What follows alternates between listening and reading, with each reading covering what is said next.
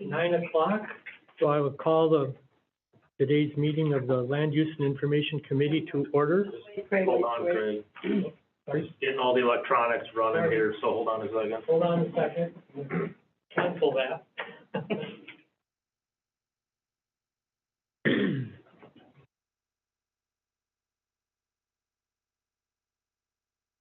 And that's fine, I'm showing 8:59 and 40 seconds. Right. I lost it 3 seconds fast. Now we're gonna wait for Chuck to get coffee, so we've got some time yet.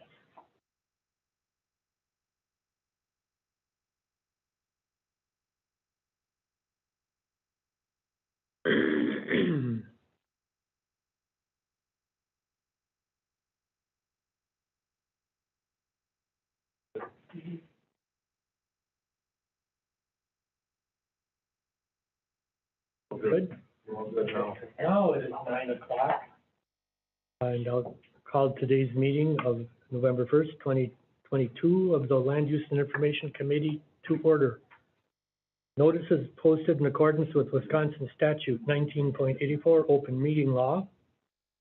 And at this time, we'll call for public comments for anyone wishing to speak to an issue not on the agenda for public hearing coming up. 3 minutes per person. Anyone wish to address this issue? Seeing no one, and there is no one on off-site either, we'll proceed to the approval of the agenda order. Motion to approve the agenda. Oh, I make that motion. Supervisor Payton, seconded. Excuse me. By Aye. Supervisor Mullen. All in favor? Aye. Motion's carried. Seek a motion for the approval of minutes of the October 4th, 2022 meeting. Motion to approve the minutes. Second that. Supervisor Blomberg, seconded by Supervisor Payton. All in favor? Aye. Motion's carried. Public hearing. Jason, do you want to read the public hearing notice? Notice of public hearing, State of Wisconsin, County of Burnett, Tuesday, November 1st, 2022, at 9 a.m. at the Burnett County Government Center, room 165, Town of Mean in Siren, Wisconsin, regarding the following. Burnett County Land Use Shoreline Protection Ordinances. Number 1, conditional use permit CUP 2214, Minerva Shores LLC. Public notice hereby given to all persons in the town of Swiss, Burnett County, Wisconsin, that Jeffrey Gratz, on behalf of Minerva Shores LLC, has made an application for a conditional use permit for the terms of the Burnett County Land Use Code of Ordinances to construct multiple rental and storage buildings and use the buildings for rental storage located at 29912 Minerva Road in the RR3 zoning district. South 5 acres of the west 5 acres in the south half of the northwest quarter of the northwest quarter, section 35, town 41 north, range 16 west. Item 2, map amendment, MAP 2212 Waltzing, that is postponed until next month. Item 3, conditional use permit, CUP 2215 Mauer. Public notice hereby given to all persons in the town of Siren, Burnett County, Wisconsin, that Bruce Mauer has made an application for a conditional use permit for the terms of the Burnett County Land Use Code of Ordinances to allow 3 horses in a residential district located at 6349 Pulaski Road in the RR1 zoning district, lots 1, 2, and 3, CSM, volume 5, page 253, in Government Law 2, section 2, town 38 north, range 16 west. Okay, so the conditional use permit, CUP 2214, applicant want to come forward and speak to that? Good morning, Mr. Chair. May I use the table? Thank you. Good morning, members of the committee. My name is Brian Nodoff. I'm an attorney with Nodoff Flory for a law firm in Eau Claire, Wisconsin. My practice background is 22 years of doing land use, zoning, those types of things. So I live in the world that you guys live in this committee and all the difficult choices you have to make. So I'd like to talk a little bit about this project this morning. The application that's been brought to you, and I want to clarify a couple of items that I believe would be appropriate conditions to put in this application as well. Minerva Shores has made application for a mini storage, personal storage per conditional use in their existing zoning. They've proposed a design, looking at, adding 2 additional buildings to this existing site. The existing site currently has 1 structure on it. That may change in terms of needs and exact location. So what we would propose for conditions would be, there could be no more than 14,000 total square feet of storage, and that the total number of units be capped at 65 units. I know I've read the correspondence from the last hearing and looking at the issues that were raised by citizens, and I understand their concern of wanting to understand how big this facility could be, how it's going to be handled, and those sorts of things. So I think by capping the conditional use at 14,000 square feet and no more than 65 units, that limits and keeps it to a discrete size where you don't have, say, a 300-unit facility or something like that.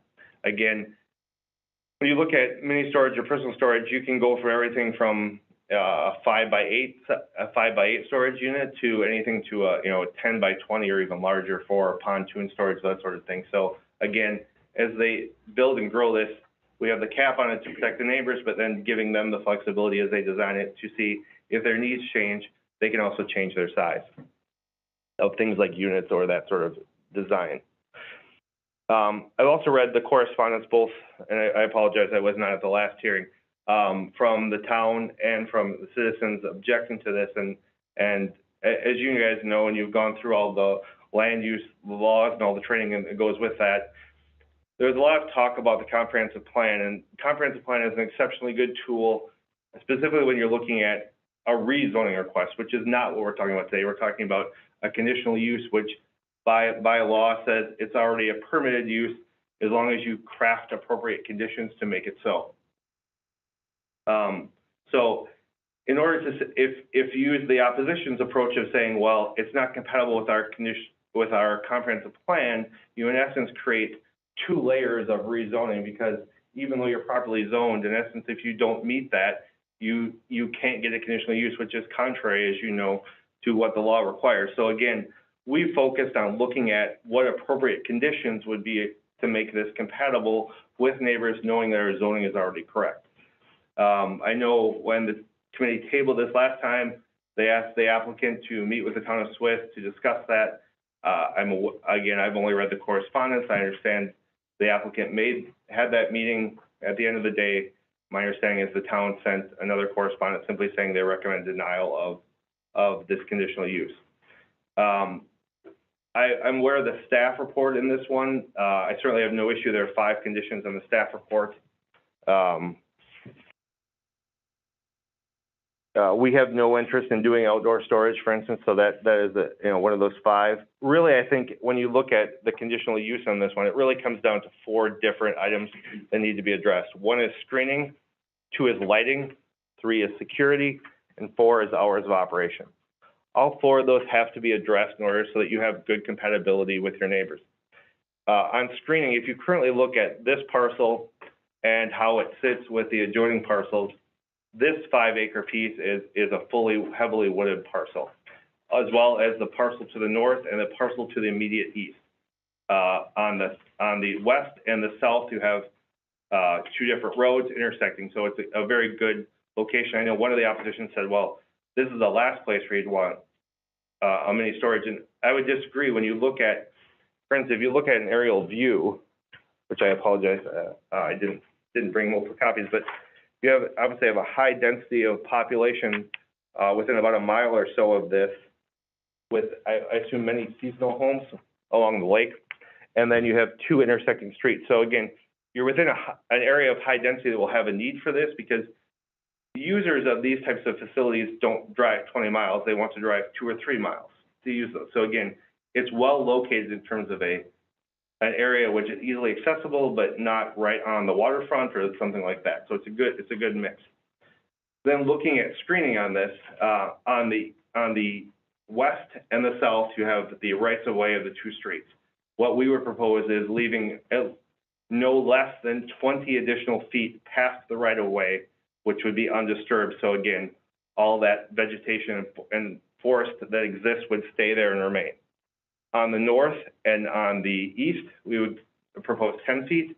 Again, there are additional buffers on the neighboring land. So again, you will have a large native buffer that would be created. Again, our goal is to disturb as little as possible to get our footprint in there. If you leave those kinds of vegetations in there, you have a very good natural screening, so it's not highly visible to neighbors. It addresses that issue. Second one is lighting. Lighting can be a problem on any use of this type. So what you look at, two things. One, you want to go with a motion-based system because you don't want them all hours of the night broadcasting a lot of light. Second of all, when you have, even with motion-based, you want to use downward lighting. And I apologize, I don't know what Burnett County code is, but to the extent it's not required, we would certainly be happy with the condition that you said downward lighting to, again, eliminate what's called night sky. You don't want a 24/7 large lighting facility. Security is always an issue for any type of facility that you have like this. In this case, given that you're not going to use outdoor storage, and again, wanting to keep a discrete footprint for 65 or less units, which again is on the very small side of that, fencing is not ideal for a couple of reasons. One, you're only doing indoor storage, and then two, if you're trying to keep the natural look to it, adding fencing to it creates an unattractive scenario, frankly. And it also creates a barrier for nature and for movement of things like leaves and stuff. It tends to be a nuisance. So what you do in these facilities is you put in a number of security cameras, both at the entrance and then around the building. So it's much better than the traditional gating system, because in a gating system, you don't necessarily have a good track record of what's going on there. With a good security system, you can monitor license plates, you can do all those things, you can see what's going on, and if something ever does occur, you have a very good record so that you can make sure it doesn't happen again, and all those issues are dealt with. Hours of operation are also important. In this case, again, you don't want people going all hours of the day and night. Really, I think at this point, we would propose limiting it from 6 a.m. to 10 p.m. Again, it gives some flexibility, but you don't have people driving in. You have limitations on that. But looking at the comments too, in terms of, I certainly get, I respect people, anything is a change in their neighborhood, they certainly have the right to speak out and say, we have concerns about this. When you're looking at a facility of this nature, you tend not to see high traffic patterns, because as an example, when my wife and I got married, we combined 2 houses into one. We had a storage unit for for every duplicate thing we had. We entered it twice, once when we put everything in it, and once 18 months later, when we took it out. Again, they're not scenarios where people are coming in and out multiple times a day to pick things up. There are a discrete number of entrances and exits with the proper security, the proper lighting. Isn't entirely a compatible use that makes sense for this property, and is already, as determined by its zoning, appropriate with these right conditions. So with that, the applicant would take any questions. I would respectfully ask, Mr. Chair, if I could have a few minutes to respond after other public comments to just provide additional information if appropriate. Yes, we'll ask you to return if we have anything further. At this time, are there any questions from the committee or any comments the committee wishes to make? On your 65 units, are you going to have multiple sizes? Is that what I heard you say? Yeah, I think, they would certainly go. They can all be great big and take up the whole thing anyway. They do. That's why I proposed a cap both on the number of units and the square footage, so that if you went to a large size per unit, we would still be capped at the total square footage. So again, it protects the neighbors from saying your facility won't get too large.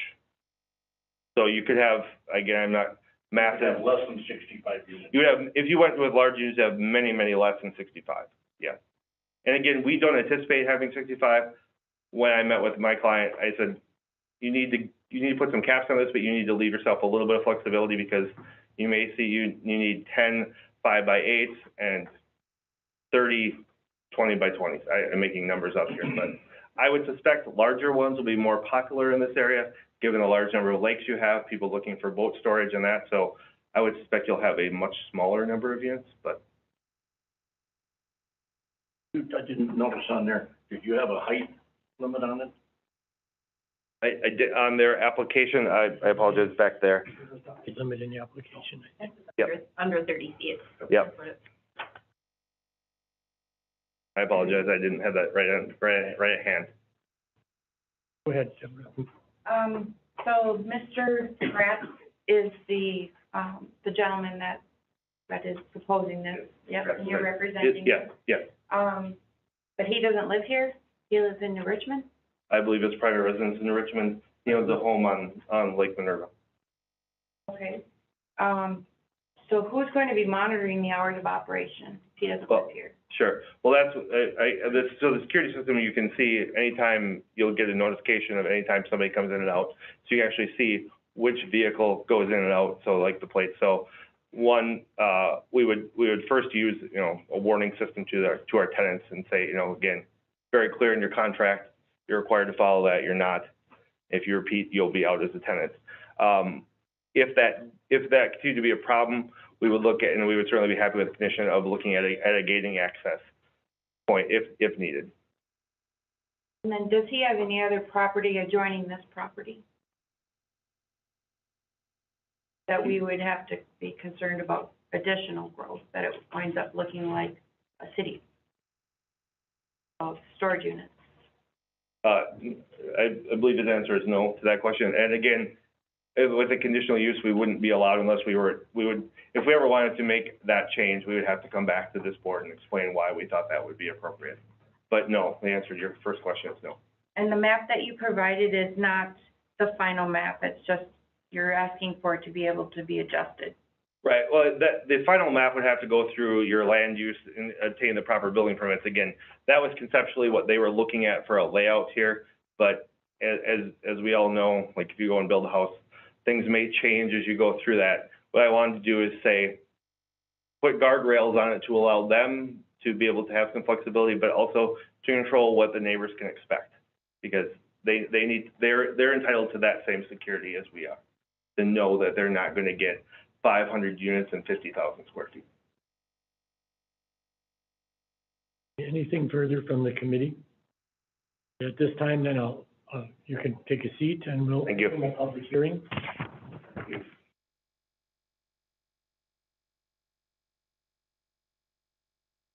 Okay. So who is on board to speak to this issue?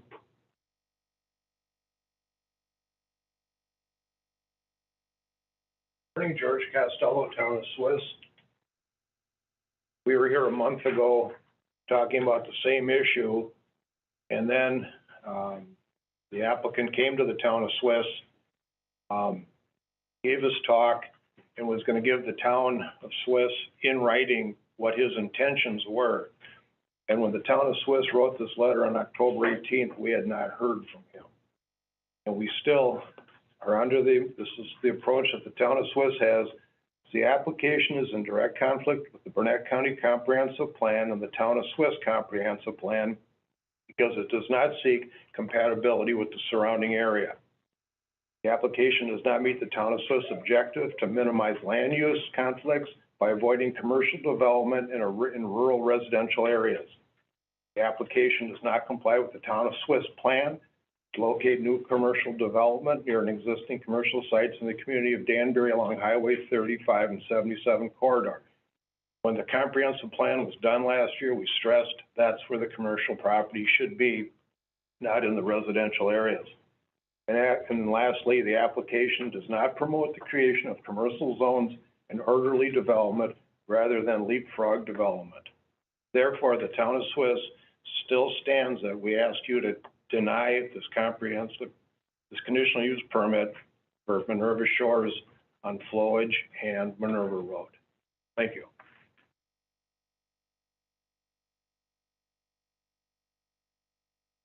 Other comments? Anyone further? Gary?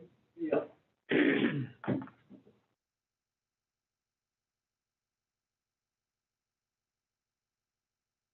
I'm Gary Kramer from Danbury. I have adjoining property to this project. And my main concern is bringing business into the residential or rural areas, I should say. you know, once you start letting this go, pretty much anybody has a few acres of land, these things will be popping up all over. And I don't know if this is approved, I don't see how you could stop it. Not a lawyer, it's my opinion. But I just don't see, I think it sets very bad precedents for people that moved into these areas and, bought land in these areas. Don't necessarily live there, but I think that they don't expect to necessarily have business crowded in on, you know, people that bought out in the country because that's what they want. Don't need the extra traffic and whatever else it may bring. And, the township, of Swiss had its meeting, discussed it, unanimously said it doesn't fit for what we want for our township. So I guess I just ask that, you know, you can help us draw the line so we don't have a bunch of these things going on.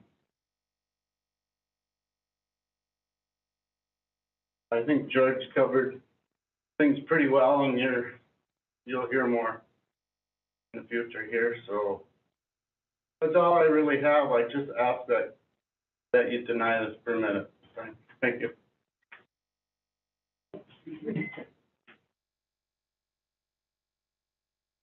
Okay, next. I'm Kathy Esposito, and we own the 40 acres directly kitty corner from you, and we've had it since 1995. And we've got a log home there, of course, people. Doesn't fit with our interest, really. Oh, I'm so sorry. Speak to the committee, please. Oh, I'm sorry. Yeah, we own the 40 acres directly kitty corner from him, and we have since 1995, four-season log home. And I did a little research on the internet the other day, and I learned that many storage buildings or storage rental buildings for storage and personal property. So would rental property be considered personal? Wouldn't be his personal. The other thing is that such buildings are considered accessory structures, and accessory structures which are detached and independent of any other structure and which are less than 100 square feet will not require a land use permit if they meet the dimensional setback requirements. So I guess, you know, I was here 20 years ago and requested that that property be rezoned from agricultural to residential. And they had no problems with that. But like I said, we've invested a lot of time, a lot of energy, and if it's in your best interest and ours to deny that permit, I would certainly appreciate it. One other thing. Is septic going to be required? If there's no source of wastewater, Pardon? if there's no source of wastewater on the property, then no, but it's a legitimate question.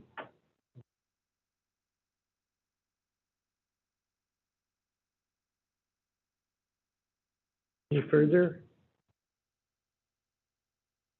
Already covered everything I was gonna say, Craig. Okay, I'm looking at the back of the room. Okay, any further comment? Joy Dressel, do you have anything to say? Okay, and having that, then I'm gonna close the public hearing. Open the committee for discussion.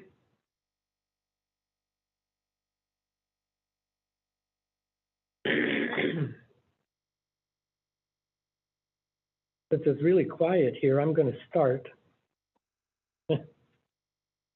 And remind everyone that when our provisions for conditional uses in our ordinance talk about impact and compatibility of certain uses. And there are certain uses that may be entirely appropriate and not necessarily incompatible with the basic uses permitted in any district, but not at every location or without restrictions or conditions. That's what we're looking at here.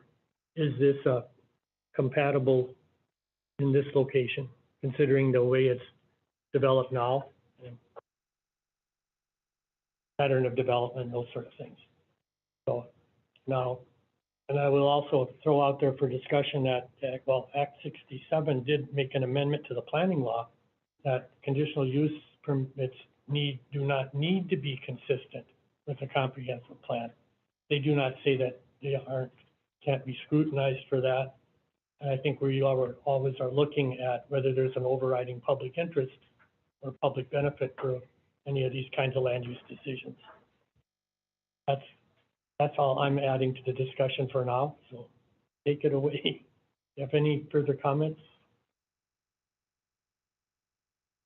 I guess just a question, if anyone here knows, what, if any other sort, I mean, what's the nearest proximity of any other sort of commercial use?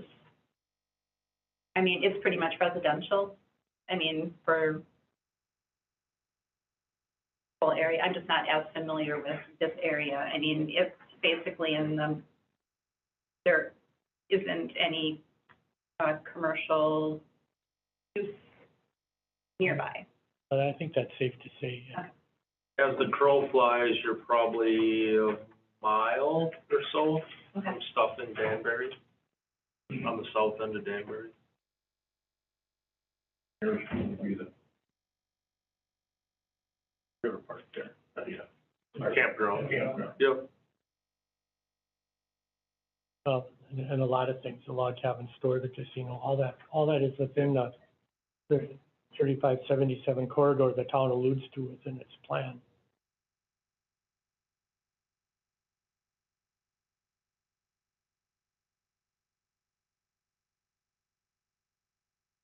Is it Brent, do you have anything to add to this? Anything else is on Highway 35? I can't think of the nearest commercial building would be Holman's, and that's your ice house. That's Right, and that's open bar country, restaurant. and that's a bar restaurant, so I that's. mean, this is somewhat different issue. And obviously, there are things that are permitted and, it's conditional use permits, but they're all unique. Each one is considered on its own merit. Lack thereof. Since I have to chair this meeting, I'm trying to be quiet, so continue to discuss. The committee is pretty much charged with making a very subjective decision. It is pretty much subjective. What is going to be right for this area, for the town of Swiss and so on. So it's I guess that's all I have to say. It's a tough, the way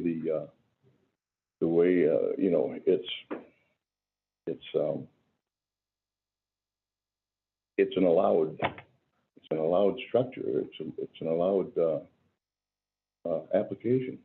Well, it's a conditionally allowed one, though. If it was a permitted use, we wouldn't be here. We have to consider each one on its merit. And I would add that Town of Swiss has updated its plan recently. It's not talking about a 10-year-old plan. They're looking at issues that they think are important. Also, I have to look at, though, with the influx of people that we have coming up here, and their smaller parcels of land, and their bigger toys, they have to have someplace, otherwise they're gonna be sitting on everybody's lawn. But, yeah, there's no question that there needs to be facilities for storage. Question is, where are they located? You have to consider within the conditional use framework, effect on surrounding property, other potential adverse consequences. This is a relatively common kind of request. Highway 35 corridor is not that far away for somebody who wants to pull a boat out of the water. No, that's very true. I guess that would be my comment is, even though there isn't currently, that we are aware of any other plans, it's like, then what would prevent basically, you know, people who purchase land and just the fact that the town of Swift has strong objections and there doesn't seem to be, you know, support from any of the surrounding landowners. You know, at the time that they purchased, realizing, you know, how it was zoned, they didn't necessarily anticipate that they would potentially be surrounded by commercial. And I can't remember the wording, but it's like it needs to satisfy a condition, needs to like suit the area or fit in with the area. And I just think, personally, I think there's other locations, you know, even though there's a need for additional mini storage, I don't feel like this is the right.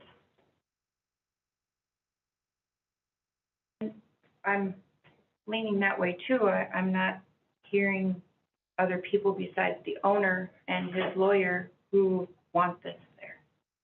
If there would have been other people saying, we really need this in this area, that would help me consider that direction, but I'm not hearing that. Rather, I'm hearing a lot of objection, including the town of Swiss, which weighs a lot on my decision. Any further discussion? I think that with Karen's, definition here would apply also to the applicant when he bought the property. He bought it with full intention. He knows what our codes are here and what is permitted and so on in R3. And he comes with an application that fits every part of the application, other than what I suggested is a subjective decision that we make. Yeah, keep in mind in that line though, that we don't know that that is exactly the case, because we always recommend initial contact with the towns on all of these. Sure. And that happens. I respect So that. that may be someone assuming, well, they have to approve it, and that is not necessarily the case. You do not have to, because it's not permitted, it's conditional. Any further discussion? Well, we have made it a point in the last few months to try to get our townships more involved with this procedure. And if we make a habit of ignoring their advice or whatever, they won't be as ready to come forward with their opinions. Very good point. And again, I think what we need to look at on some of these is there a sort of compelling public interest that might override? My voice is bad today, of course, today. Anyway, if there is a compelling interest that overrides it, you know, then you might set that aside. I agree. But, you know, that's what we have to sort out. That's what we get the big bucks for. Having said that, is there a motion? Yeah. I would just have to go along with what they said here, that no one else has come forward saying, hey, I need some place to store my boat, or I need some place to store my camping equipment. Is that a motion? No, I'm still thinking about it. I'm gonna do a Norm and make one pretty soon myself if you don't. But you do the right words. Okay, my thoughts are similar to what most of you have said. I think the town of Swiss at great length to define its wishes in its comprehensive plan. And while solely basing it on a comprehensive plan is not adequate, I don't think basing it on input by concerned citizens, existing pattern of development, the fact there is no real significant commercial uses in that area, and it's outside the corridor where the town of Swiss has defined that would like to see this kind of activity, I would make a motion to deny this request. I'll second that, because I couldn't sit there with Okay. Any further discussion? A roll call vote. Supervisor Mullen? So I say yes to the denial. Yes, you say yes. It's an affirmative motion to deny. I agree with that. Supervisor Blomberg? Yes. Supervisor Charles Anderson? yes. Chuck Anderson, sorry. That's all right. I thought maybe you'd want to go formal here. Let's see, Supervisor Payton? No, Oh, I forgot, I'm sorry. Karen Anderson? Yes. Supervisor Conroy? Yes. Motion is carried. Conditional use application is denied.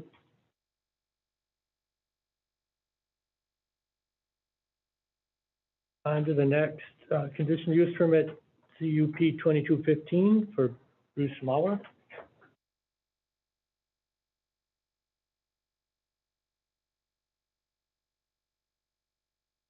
Hi.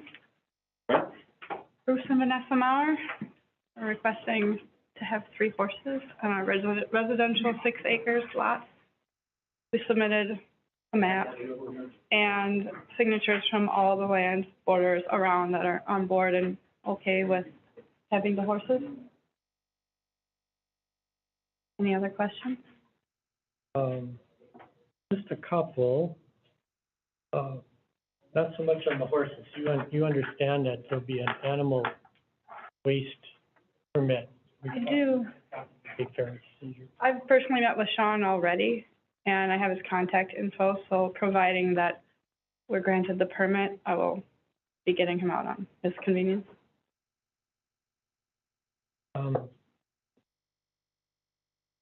So, in the staff report, and this is not directly related to the horses, but we always do a kind of a scrutiny of the property, and we don't have a record of the septic or record of any maintenance on that. So, is it an old system, Bruce? It's been there a long time? Well, it's been there since, well, it's when mom and dad built the place, so I suppose it's in the mid-eighties, so.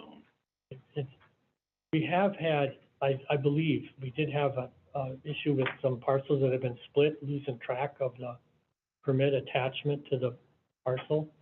But that is something we need to verify that everything's okay, you know. So I would suggest you get someone out to do it. Maybe would Wade Roofhome have installed it probably? Well, you might know the gentleman, Wade Roofhome, that Yeah, I would know. installed it. He installed it when he still worked for Hopkins, so. Well, I actually talked to him last night, we're gonna locate the tank. Okay. Didn't have a riser on it, so we'll put a riser on it. wouldn't have needed one then. Wouldn't have had to have a riser up above grade then, prior to, Back then, I don't think they did, so. it was, I'm trying to think when that code change happened, it was around 2000, though, I think. So, yeah, I think it has happened before, when it's just, had to do with a change of old parcel number to recommended state parcel number thing. Some splits didn't show up. I found that happened when I was looking for things back in the day. So you just need to get that, for your own interest, you need to get Wade or somebody out there, but you could do it. Show that it's all compliant and then get it into the maintenance schedule. Even if it was put in a long time ago under the current plumbing code that we adopted in 2000, actually, that all systems are subject to maintenance and reporting, no matter how old they are. So that needs to be looked into, but Problem. we'll just make sure you get that done. So, okay, that's all I've got.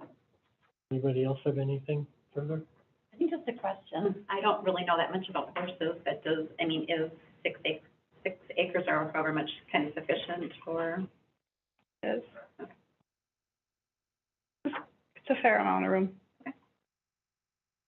I think if you looked in the book, there'd be more allowed. If it was an agricultural, you get X amount per acreage. I would say it would probably be more if it was ag.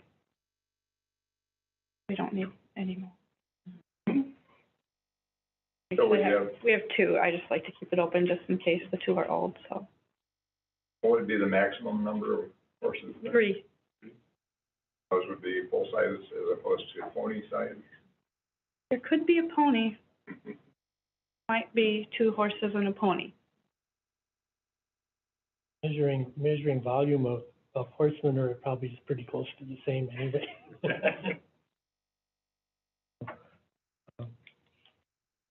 Do we have anything? I'm still in the wrong one here, a minute. Horses are pretty quiet compared to roosters and chickens. That's true, that's true. So do we have any further discussion? There's any public comment back there? I don't think so. I guess the one question I have is, like a lot of these, we've been just kind of asking, you know, the, town or township, input, and, you know, has the town been approached? We didn't go to the meeting. We've been learning all the way through this, every step of the way. We didn't know that was the appropriate thing that we were supposed to do, but we did put it in the paper for the 2 weeks. It was impressive to see your neighbors all signing and in support. They're very excited. That helps the process as well. And do you have anything to say for Siren? I'm thinking by, We didn't send a letter for this because, they didn't come to the meeting, and so legally we couldn't say anything, so we have no opinion. but there, you don't see any issue really just personally? I mean, I'm right across the field from them. I told Vanessa I just didn't want to wake up one morning and see 30 horses. I would have enough. And I told Diane that will never happen. Right. Quality over quantity. Right. this is such an innocuous request. A lot of times we don't get anything, you know, from the towns, even when people have been there, because it's pretty minimal. But, you know, I just wanted to make sure you didn't see any red flags with it. No, just from what I've seen, they have all their ducks in a row there. Good enough for me, so. I'm speaking as a resident there. I Not as understand. a town supervisor, but as a resident. It looks like they have all their ducks. The resident who just happens to also be a town supervisor. Luck would have it. But, so that open and closes the public hearing portion, so committee. Anything further? Well, I'll read the staff recommendations then. Sanitary system evaluation form to be submitted by the 1st of March for the existing sanitary system. Maximum number of horses shall be 3. Manure management plan implemented by the same date, 1st of March. Work with Land Conservation Department to develop what that would be. Follow any and all local, county, state, and federal requirements for this activity. Any further conditions to be added? The committee? Were they gonna put any building or shelter up? Yeah, I put it in the application for right now, just a 3-sided, movable brake on skids, because we're not sure where we want everything to be set up. Of course, they're gonna have a shelter, I'd like a nicer one, but for now, temporary, just a small movable on skids. And then at some point, you'd get an accessory building permit, of course, to build whatever you would build beyond that. Right. But that's covered in the conditions here. Beginning stage, get through the winter. At this time, we could entertain a motion. Motion by. I'd like to make a motion to approve conditional use permit 2215, subject to the 4 items that are part of the motion that were recommended by the staff. I'll second that motion. Second by Supervisor Payton. Further discussion? Make a roll call vote again. Supervisor Mullen, Yes. Supervisor Blumberg, Yes. Supervisor Anderson, Lacroix. Yeah. Supervisor Anderson, Chuck. Yes. Super. Me? Yes. Chairman Bickford is absent. So the motion has carried. Oh, yeah, I did. I'll vote yes for that since I seconded it. I'm sorry, Jim. How did I do that? Okay. Had to mess something up. So on to the next item on our agenda, to approve the Burnett County Comprehensive Public Participation Plan. Susan, you're here for that? Yeah. Morning. Good morning. As the committee is aware, we are just getting started on the process of updating the county's comprehensive plan. So the first step in that process is to adopt a new public participation plan that covers the comprehensive plan update. So in your packet is the proposed public participation plan. And this plan, the original version, was also used for the last plan update. There are some minor revisions that were done by Northwest Regional Planning. So I guess I just wanted to know if there are any comments from the committee on things you see in here that you have questions on or comments. It just outlines our process for communications with the public throughout the comprehensive plan update. Susan, I've got a question. Do you have it with you? I do. Mm-hmm. Okay, on page 3, in the second paragraph, I'm just wondering if this is a typo or not, because it didn't quite read correctly to me. And our NWRPC and Burnett County acknowledges the relationship between the public participation plan and the scope of work that will support this comprehensive plan, ensuring that both plans inform each other. Is it plans or should it be parties? Because it goes on to say parties after that. I was wondering how the plans informed each other, if you know what I mean. Mm-hmm. Yeah, that makes sense.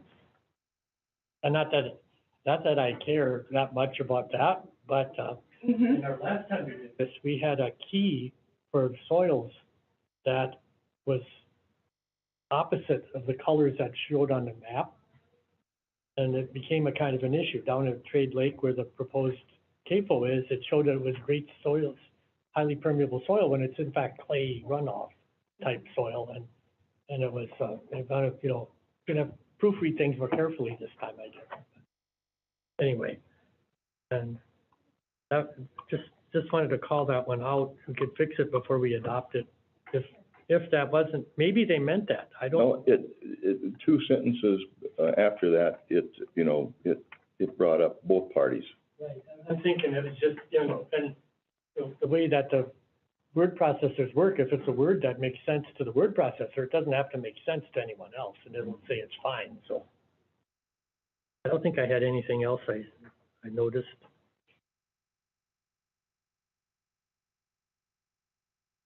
Or maybe, no, that was all. Sorry. Part of the revisions that were made include going from a mailed newsletter to email newsletters this time. So there is an email address that has been established for the public to submit comments to.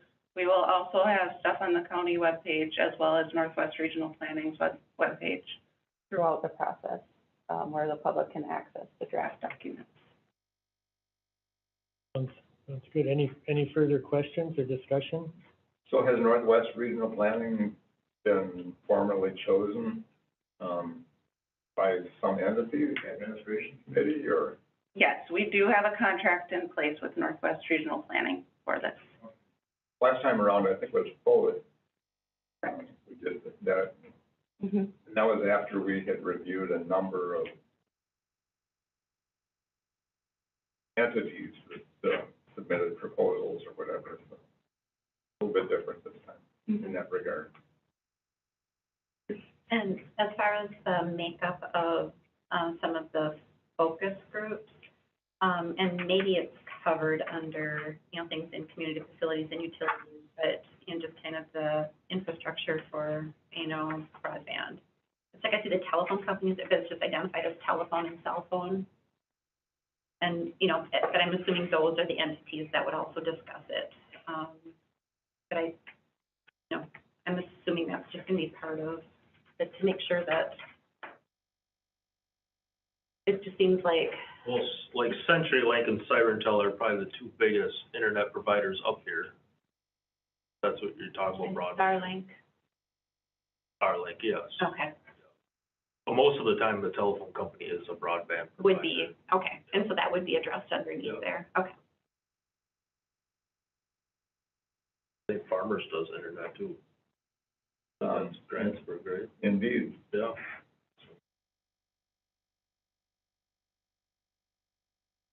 I know it isn't completely comprehensive, I mean, but like natural resources, it's like I'm not seeing anything for like paddle sports or what, I mean, there's fishermen.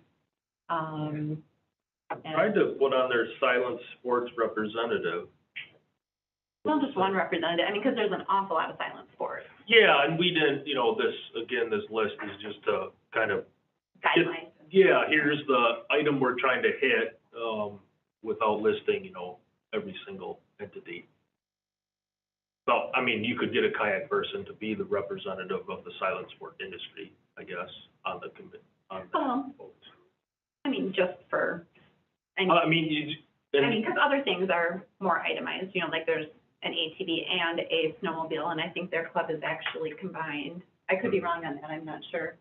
Just, I mean, broad enough representation of, you know, what occurs. and these are potential participants. Okay. Not a full listing. I found out one other little thing I flagged, I just couldn't remember where it was, but this is one that only I would complain about. Okay? It's, when you look in community facilities and utilities listing in the back there, page 12.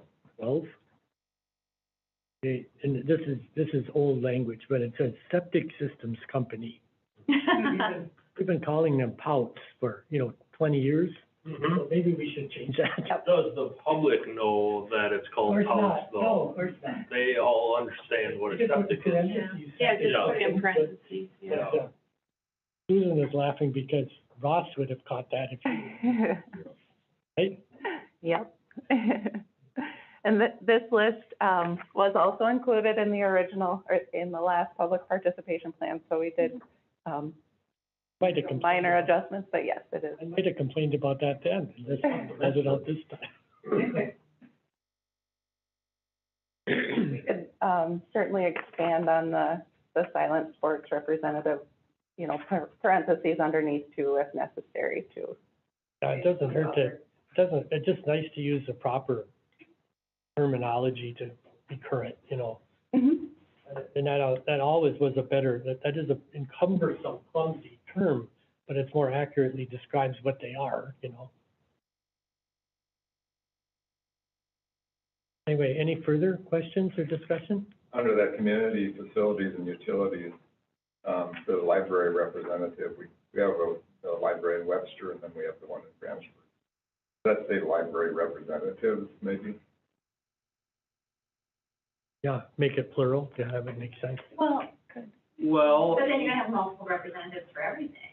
yeah, you guys, you gotta realize, you don't want a group of 500 people, because we're never gonna come to an agreement on everything.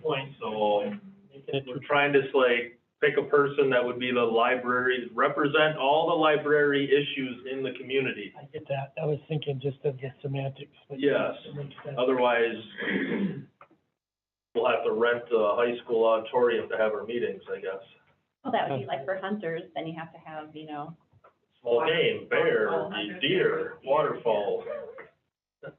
Yeah, and the intent of these lists, wasn't to say that we're gonna have somebody from every single category on here, but here are potential participants in our focus. To represent those interests.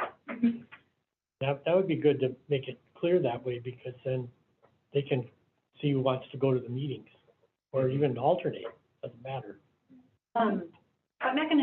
what mechanisms are in place to, be, I guess, like all-inclusive, because yes, you're not gonna have necessarily a representative or multiple, Well, these are gonna be public hearings.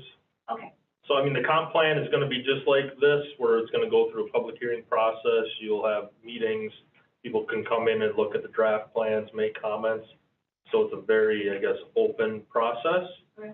Well, whoever wants Yeah. to show up. Yeah, so I mean, they might not be a person on a focus group, but then there's gonna be surveys sent out, there's gonna be that email list that they can provide comments or input to, so we're trying to be, without having everyone listed on a focus group, but have it's a very open process that people can submit comments or attend hearings. All the meetings will be open meetings, so even if there's not a public participation, even if there's not a public hearing portion, they can come and sit in the audience, listen to the discussion. I'm sure they'll be on YouTube, like all of our committee meetings are and everything else. I think it's important to be in without making it Yep. unwieldy, to make it as inclusive as possible, Mhm. because just, it can be tedious too. It's like, oh, I have to know when the meeting, and get my name on a list, and Mhm. talk, but not interactively, you know, so I think it's important to have, but it looks like this list is pretty inclusive.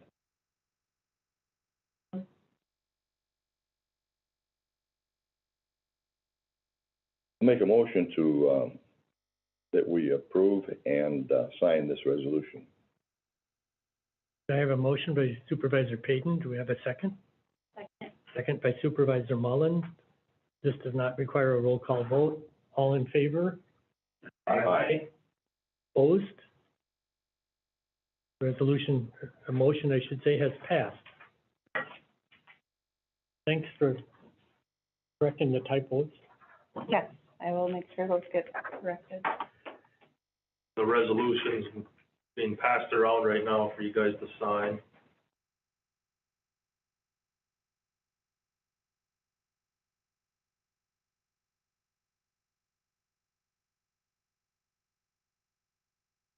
Okay, now, do we have Vision Land Services? Yep, so my reports are in there,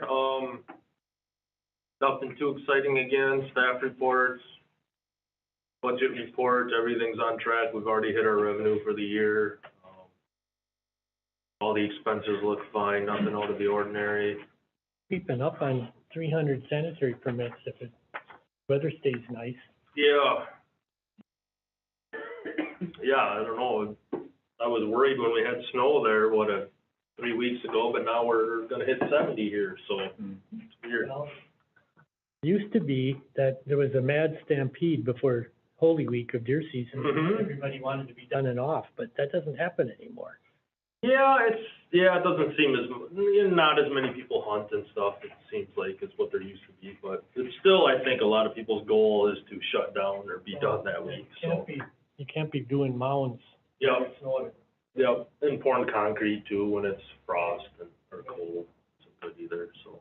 A memorable one of that quick was that when the Halloween blizzard happened, everybody was still working, you know? There was one mound that was built with the rocks in and the cover on, but hadn't put the cap back on it, didn't get done till spring. Yep. It worked fine all winter with 3 feet of snow over the top of it. Yeah. You know, but yeah, it was a really incredible shutdown of everything in a heartbeat that year. Website statistics, oh, sorry, go ahead. I have a quick question, I'm Yeah. not sure if it really fits into this, but, was driving around up in the Barrens yesterday, noticed a lot of piles of wood that have been sitting there for a long time. And I know that Like we, logging? yeah, Well, you probably asked Susie, yeah. maybe. I'm just wondering, I know that we reap the benefits from that, why it's still sitting there? I mean, there's like quite a bit. So specifically, what, The town of Blaine, I'd have to write down the roads, I'm not as good at remembering what route I'm on, my husband is, but, yeah, but I can write them down and get them to you. But yeah, I was just surprised that they're getting very aged. Wonder if Yeah, they're quite a long out. sitting there probably waiting for price to fluctuate, is Yeah, probably sometimes- what it is. sometimes they let it sit for a while and just watch the markets and determine when to sell it. Contracts do have limits on how long they can leave wood sitting there. Yeah. But yeah, if you have specific areas, I can ask Jake and get back to you with more information. Okay, I will do that. I'll get down the location. Website statistics, hitting about 275 users per weekday, about 75 per weekend day. The GIS gas website there. I put what countries, so, the a variety of, must be some people on vacation, I'm guessing, or something. Well, Pakistan, but, let's see, permit numbers are in there. Staff reports. About it. If you have any specific questions.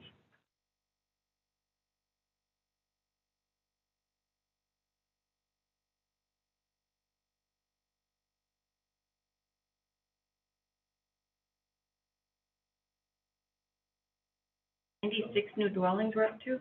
Yep. Pretty good. Yes. Yeah. And there doesn't even enter into the remodel of existing ones that now are full-time year-round. Yeah, 'cause I mean, if, We don't, really can't track that, but I yeah, think that's going on too, to quite an extent. actually, well, I could get that number. Actually, I could look it up for you in about 20 seconds here, of how many addition to dwellings we've issued so far.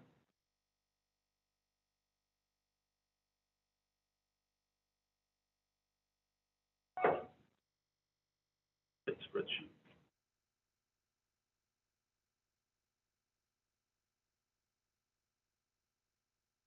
So far this year, addition to dwellings has been 72. Last year there was 91 for the total year, addition to dwellings. Maybe not too far off that number before the smoke Yeah. clears. Yeah. And of course, interest went up and Yeah, interest went up. our permits are a little bit lower than last year. I think last year will be the peak number. Yeah, 'cause last year we had 113 total dwellings for the whole year. Obviously, we still got 2.5 months or 2 months left here, but, yeah, so I think last year was the peak, all of our permitting. Yeah, it does that, Going down. but it's holding up pretty strong. Yeah, it's not dropping off the ledge or a cliff or anything. You know, even when the bubble popped back in the early 2000s, our part of the world kept busy on the lakes, even if other places really dropped off. Yeah, and from the realtors I talked to, they basically say we're insulated a little bit from those huge peaks and the huge valleys. You know, we're a little bit more in the middle flowing, with being a lot of second, vacation home type stuff. Right, and I'm convinced, I think we all are, that there are more people living here now than even the census recognized. Well, the census, you know, Just before. started right when the pandemic started, and everybody was in lockdown essentially right at the beginning, so. It'll be interesting to see what the census will be in 2020 or 2030, I guess. It would be nice if the census would have people identify how many homes they have. Yeah, Because they say, do you have, basically if this is your permanent dwelling, and then do you have a secondary home? I know a number of people around me that have 4 and 5 homes. Mhm. So those aren't getting counted. And is it the ones that they're, you know, that they're not maybe counting ours, you know, our area? General. I mean, I think, well, the census used in 2010, they did like door to door. Essentially, they knocked on every single door. I don't know what they did in 2020 census as far as trying to find that was things. pandemic. Yeah, yeah. But the thing is, too, about that is, the one you can always use as a number is, and Jason can tell you more exactly, but what's our resident population of Burnett County, something around 20,000, right? Not quite, maybe? Yeah, it depends on what number. 16, I think, is what it says in the book, our little yearly book. But we have 60,000 almost rural addresses, right? We have, I'm not, sorry, not 60,000, 15,000 or more. yes, we have almost 15,000 address points. So if you just average, 4 persons per address, how many is that, right? Mhm. That's right, came up with 60, but. Yeah. But that's our population on Labor Day and Memorial Day and 4th of July. Or even higher Or higher. than that. That's not counting that doesn't count the incorporated villages or the non-address sites like campgrounds and whatnot, so, yes. Is there any way of understanding of the new dwellings, how many of them have children that will affect the school? Nothing that I would have access to. Can add, just throw one thing out, it's historically for Webster, it tends to affect not so much elementary, but older kids. The projections for enrollment would look low based on population, and then they'd be scrambling to add a third grade or fourth grade, or, into the high school. Because a lot of those people who move up are older sometimes, and maybe it's their last one kid or two that's still in high school, that kind of thing. But it always seems to be more than they think they're going to get. And I think that's the retirement home / recreational home change of use thing that happens probably more to Webster than, for example, Siren, because of what the district is composed of.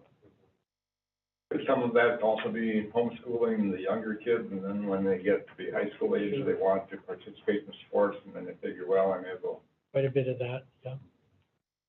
Yeah, I don't know how the school districts project enrollment. I have no idea how they anticipate what's gonna come from that. Mary could talk about that, but she would say that's always Yeah. seems to happen. It looks like it's gonna be, we're gonna be, only 12 kids in a room, and then it turns out there's 17 in a room and the smoke clears, whatever, that kind of thing.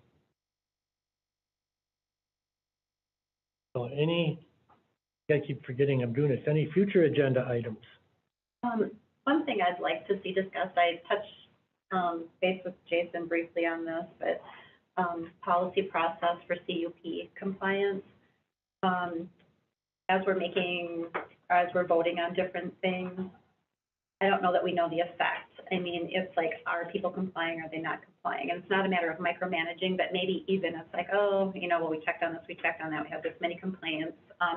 And I know, and maybe it's a presentation or just becoming aware of what the process is for compliance.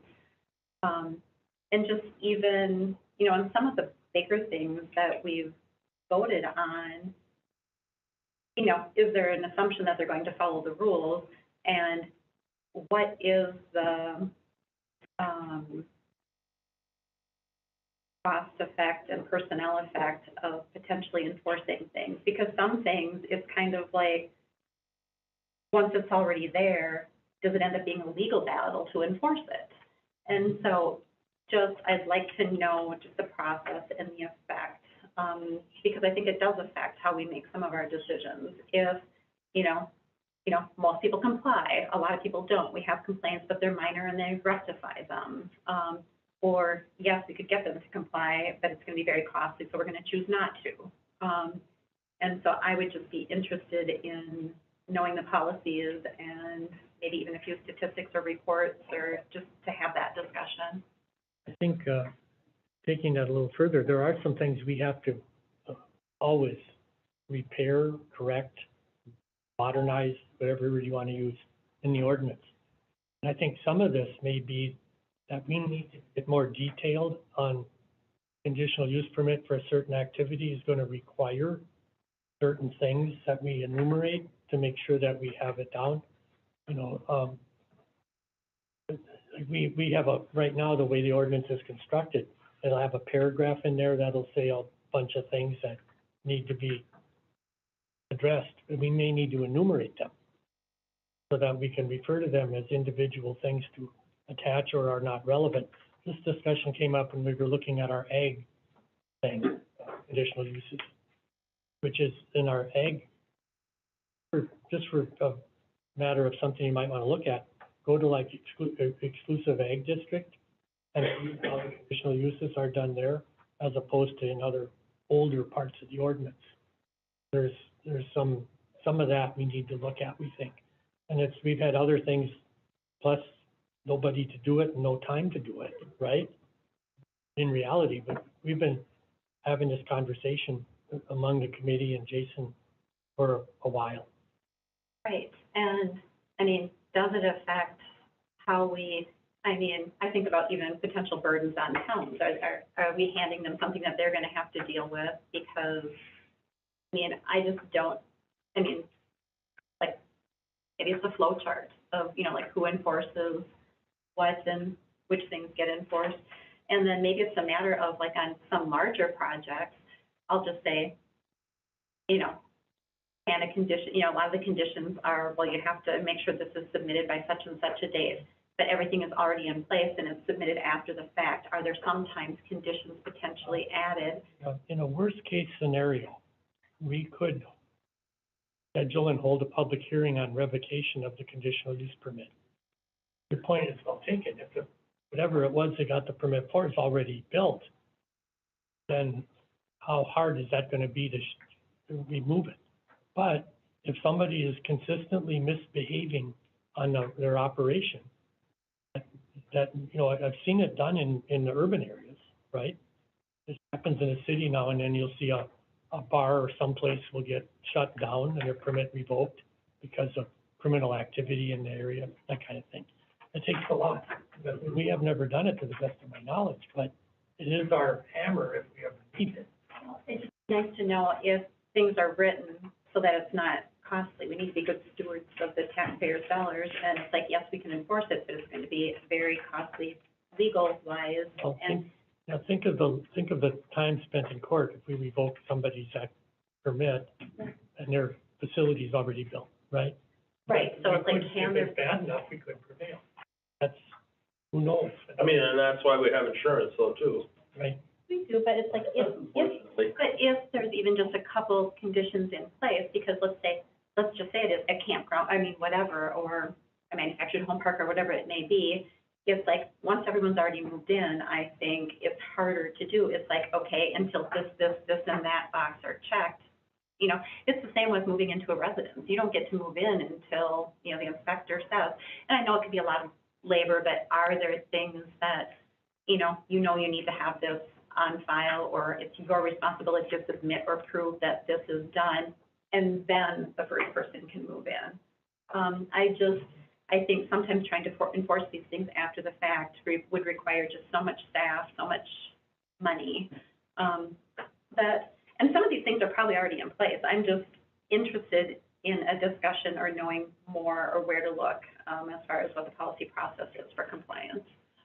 We're getting to the time of year when we can do some of this, things slow down a little bit, so, yeah. Could you create an electronic checklist, like they have their own file in their compliance, and it gets checked, and if it doesn't get checked within that date, it turns red, and then you act on it, instead of you having to follow it.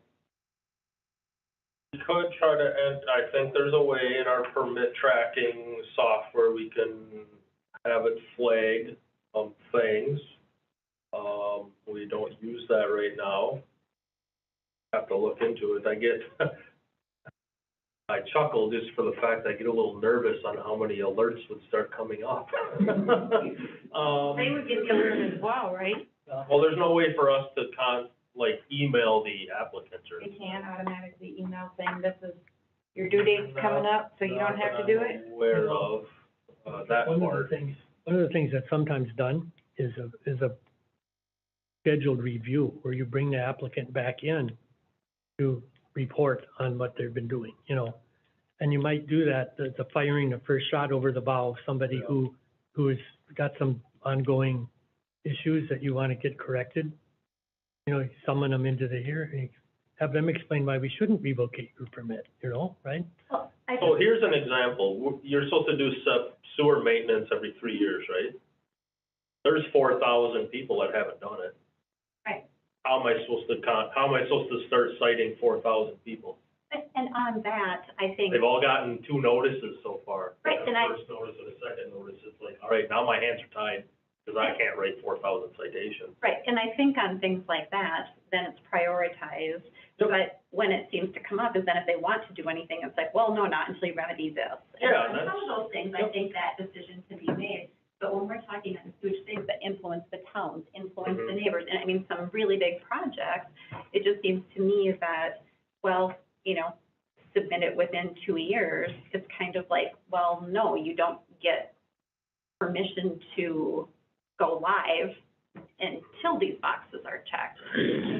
Just if there's a mechanism to, when it's something that just more dramatically affects people, then, if your neighbor's sewer isn't, it's like, yes, that's important, but, I think there are just some larger projects or conditions or things that we've applied these conditions to, and if it's just too tedious or costly to enforce them, then my vote may have been different, because it's like, we really realistically aren't going to enforce it or can't enforce it, or it's too costly, or, it's like, oh, well, was this worded quite right, that will it hold up in a court of law?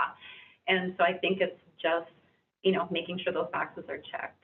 And Well, then- I'd be interested in knowing the policies more. And that's probably where we should not be making decisions on the fly then. Also, that's where a lot of other counties go and they go have the public hearing. They direct staff to write a list of, here's all the items that we want you to take care of, and you come back the next month and approve that.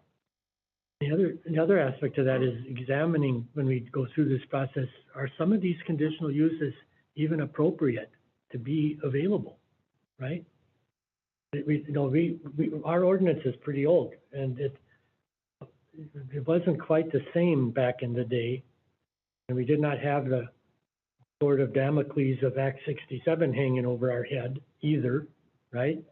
So the point of it is that we might want to look at those and say, you know what, we should not allow that unless public sewer is available or whatever, it should be, we have to write the standards and look at those things as to whether they even ought to be an option, or if they are, how narrowly we provide for them.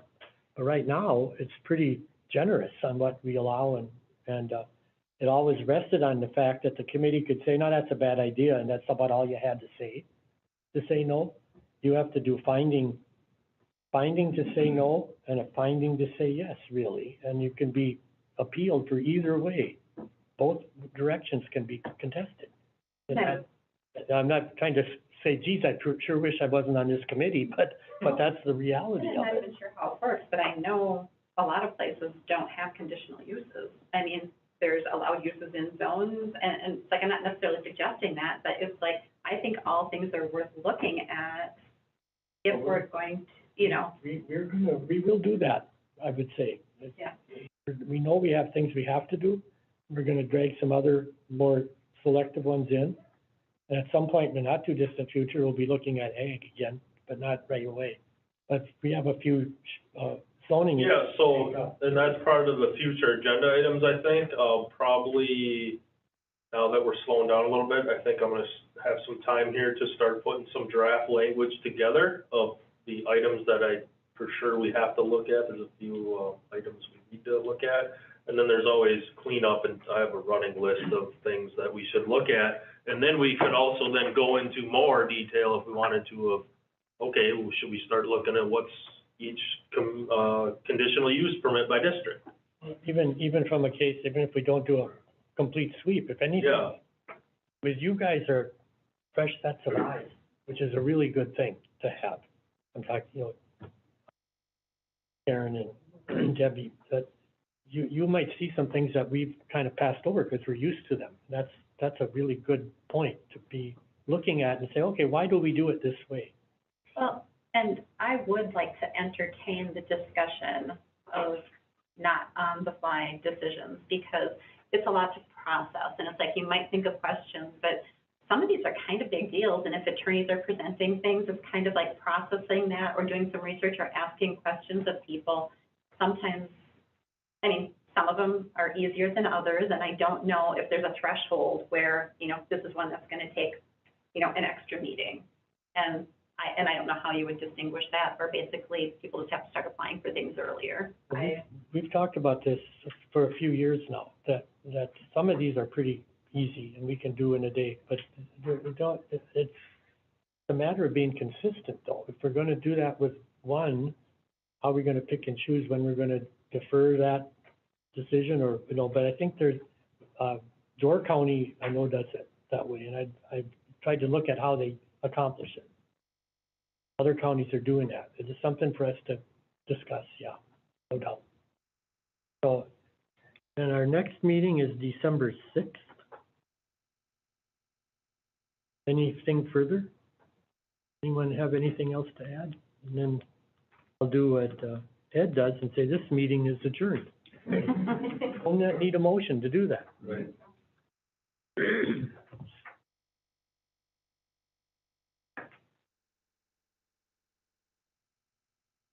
Just wanted you to know that we did encourage Mowers to come to our meeting, you know, when you said